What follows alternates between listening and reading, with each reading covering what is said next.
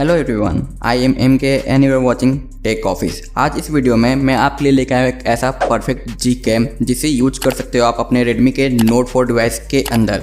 और अगर आप कोई भी कस्टम रोम इंस्टॉल कर रखे हो जिसका एंड्रॉयड वर्जन 11 है, उस पर ये जी कैम परफेक्टली काम करने वाला है। मे बी ये एंड्रॉयड 10 और बाकी वर्जन पे काम ना करे, बट अगर आपके फ़ोन के अंदर एंड्रॉयड 11 का OS इंस्टॉल्ड है तो ये जी कैम अच्छे से काम करेगा और काफ़ी कमाल के इमेजेस आपको यहाँ पे प्रोवाइड करने वाला है। और ये जी कैम 8.1 आपको देखने को मिलता है जो कि अच्छे तरीके से यहाँ पे रिस्पॉन्स करता है।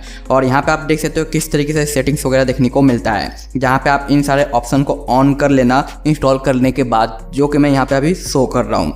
साथ साथ यहाँ पे अगर आप आते हो एडवांस के ऑप्शन पे तो यहाँ पे ज़्यादा कुछ नहीं है, बट आप अपने मर्जी के अनुसार यूज थर्ड पार्टी गैलरी को ऑन कर लेना ताकि आप डिफरेंट गैलरी में फोटोज को ऑन कर पाओ। HDR मोड को आप ऑन मत करना, अदरवाइज फोटो क्लिक में थोड़ा ज़्यादा टाइम लगेगा, लेकिन आपको अगर फोटो अच्छा लगता है तो इसे भी आप ऑन कर सकते हो। बाकी बैक की ओर आते हैं तो वही सारे आपको नॉर्मल से ऑप्शन देखने को मिलते हैं जिनमें आपको कोई भी चेंज नहीं करना है। अगर आप इसमें कुछ भी बदलाव लाते हो तो आपको यहाँ पे दिक्कत हो सकता है फोटोज क्लिक करने में और साथ साथ वीडियो रिकॉर्ड करने में। अब आते हैं इसके होम स्क्रीन के ऊपर, यानी कैमरे के ओपन करके लेआउट के ऊपर।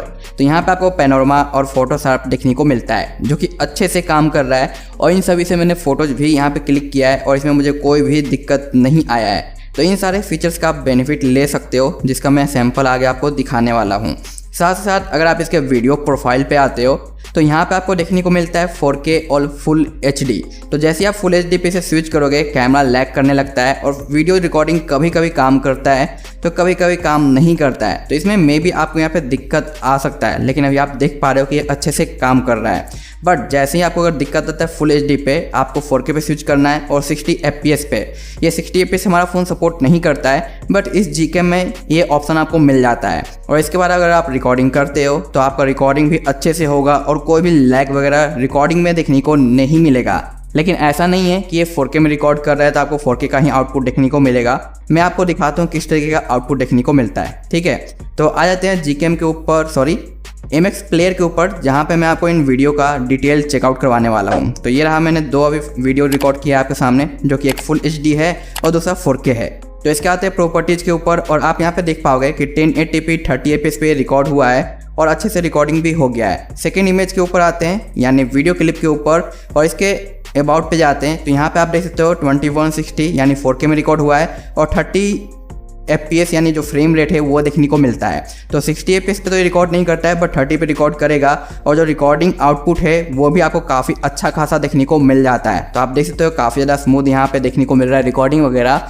तो इस कैमरे का यूज करते हुए आप वीडियो रिकॉर्डिंग कर सकते हो आसानी से और आपको कोई भी दिक्कत यहाँ पर नहीं आने वाला है। साथ साथ ये 4K तक रिकॉर्ड करता है और 1080p भी रिकॉर्ड करता है। यहाँ पे आप फोटोज वगैरह क्लिक कर सकते हो, पोर्ट्रेट भी क्लिक कर सकते हो, कोई भी दिक्कत नहीं आएगा। लेकिन जब भी आप कोई फोटो क्लिक करते हो तो थोड़ा सा टाइम देना होगा क्योंकि ये HDR प्रोसेस कंप्लीट करता है और उस HDR प्रोसेस में अगर आप कैमरे को इधर से उधर स्विच करोगे तो आपको लैग देखने को मिलेगा पूरा सिस्टम ही। तो देख सकते हो ये कंप्लीट हो चुका। अगर मैं आप पोर्ट्रेट क्लिक करता हूँ तो फिर से यहाँ पे HDR का प्रोसेस कंप्लीट होगा, आप देख पा रहे हो, जिसकी वजह से यहाँ पे लैग देखने को मिल रहा है। और ये जैसे ही कंप्लीट हो जाता है उसका आपका लैग देखने को नहीं मिलेगा। तो जब भी आप एक फ़ोटो क्लिक करते हो आपको थोड़ा सा वेट करना पड़ेगा। आप देख सकते हो यहाँ पे आसानी से स्विच हो जा रहा है और मैं यहाँ पे ड्रॉ करता हूँ स्लाइड तो इसमें भी कोई लैग देखने को नहीं मिल रहा है। तो जब भी आप कोई फोटो वगैरह क्लिक करो तो आपको थोड़ा सा वेट करना पड़ेगा। उसके बाद यहाँ पे वीडियो के अंदर आपको देखने को मिलता है टाइम लैप्स। तो ये भी अच्छे तरीके से काम करता है और इसे भी मैंने चेक किया है। लेकिन यहाँ पे कमी है तो वह है हमारा स्लोमो का, क्योंकि हमारा डिवाइस इसे सपोर्ट नहीं करता है। तो आप जैसे स्लोमो पे टैप करोगे आपका कैमरा क्रैश कर जाएगा। तो यहाँ पे ये दिक्कत आपको देखने को मिलेगा। और इस जी कैम का लिंक आपको मिल जाएगा डिस्क्रिप्शन में, जहाँ से आप इसे डाउनलोड कर सकते हो और अपने एंड्रॉयड 11 के किसी भी कस्टम रोम पे इंस्टॉल कर पाओगे। अब आते हैं कुछ फोटोज सैंपल के ऊपर जो कि मैंने इस कैमरे का यूज करते हुए यहाँ पे क्लिक किया है और कई सारे वीडियो रिकॉर्डिंग भी यहाँ पे मैंने किया है। तो सबसे पहले आप यहाँ पे देख पाओगे जो कि विदाउट पोर्ट्रेट का है, काफ़ी अच्छा आपको डिटेल देखने को मिल जाता है और यहाँ पे मुझे काफ़ी ये इमेज सही लगा। सेकेंड यहाँ पे है जो पोर्ट्रेट क्लिक है जो कि काफ़ी अच्छा शार्प डिटेल हमें प्रोवाइड करता है और ये है हमारा बैक कैमरे से, जिनमें पोर्ट्रेट और नॉर्मल दोनों भी काफ़ी अच्छा क्लिक हमें देखने को मिलता है। यहाँ पे मैंने जो पैनोरमा ट्राई किया है और फोटोशॉप वगैरह जो कि आप देख सकते हो दोनों अच्छे से यहाँ पे काम कर रखा है और इसमें मुझे कोई भी दिक्कत नहीं आया है। फिर से आप देख सकते हो सेल्फी कैमरा काफ़ी अच्छा खासा डिटेल दे देता है। इतना अच्छा डिटेल तो मुझे Realme के X50 Pro में भी देखने को नहीं मिलता है। साथ ही साथ यहाँ पे आप देख पाओगे पोर्ट्रेट भी काफ़ी अच्छा है। अभी मैंने इसे कंपेयर कर दिया Realme X50 Pro से। आप कहोगे भाई इतना महंगा फ़ोन इतना सस्ता ऐसे कैसे? तो भाई मैंने इसका कंप्लीट रिव्यू कर रखा है जो कि फ्लैश सेल में चल रहा है, तो आप उस वीडियो को वॉच कर लेना। उसमें भी मैंने सेम जिक्र कहा है कि अगर Gcam डाल लेते हैं तो इसके सेल्फी कैमरा से बेटर हमारा Note 4 का सेल्फी कैमरा होता है और रियली में ये है। अगर आप साइड बाय साइड चेक करोगे तो आपको रिजल्ट पता चलेगा। इसके बाद यहाँ पे आप देख पाओगे फिर से पोर्ट्रेट है जो कि काफ़ी अच्छा खासा डिटेल देखने को मिल रहा है और काफ़ी शार्प इमेजेस भी है।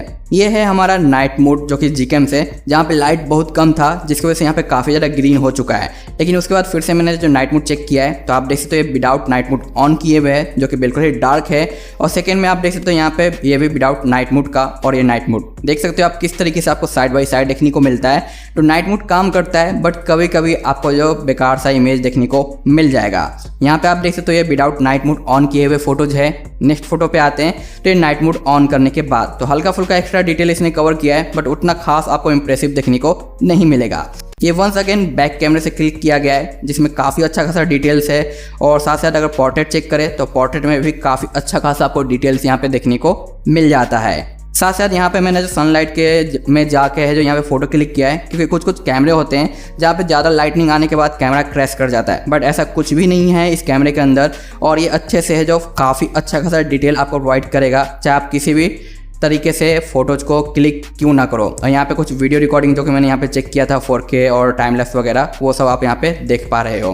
तो इस तरीके से ये Gcam परफॉर्म करता हुआ नज़र आता है हमारे Redmi के Note 4 डिवाइस के अंदर। उम्मीद करता हूँ कि ये Gcam आपको पसंद आएगा और आप हमेशा एक ही डिमांड करते हो कि भाई हम कैमरा कौन सा यूज़ करें। कस्टम रोम तो डाल लिया और डिफ़ॉल्ट कैमरा या MIUI पोर्ट यूज करते हैं तो वहाँ पे पोर्ट्रेट वगैरह का प्रॉब्लम रहता है। तो आप इस Gcam का हेल्प से अपने पोर्ट्रेट पिक्चर को इम्प्रूव कर सकते हो, फोटोज़ को इम्प्रूव कर सकते हो और वीडियो क्वालिटी वगैरह को भी इम्प्रूव कर सकते हो।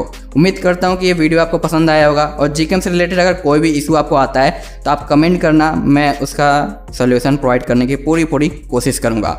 सो आज के लिए इतना ही, मैं मिलता हूँ नेक्स्ट वीडियो में, तब तक के लिए बाय बाय।